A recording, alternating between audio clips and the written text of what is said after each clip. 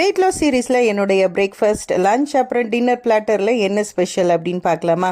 Morning வந்து பார்த்தீங்கன்னா black coffee without sugar and இது கூட வந்து வாட்டர்மெலன். இது வந்து பார்த்தீங்கன்னா நாட்டு தர்பூசணி.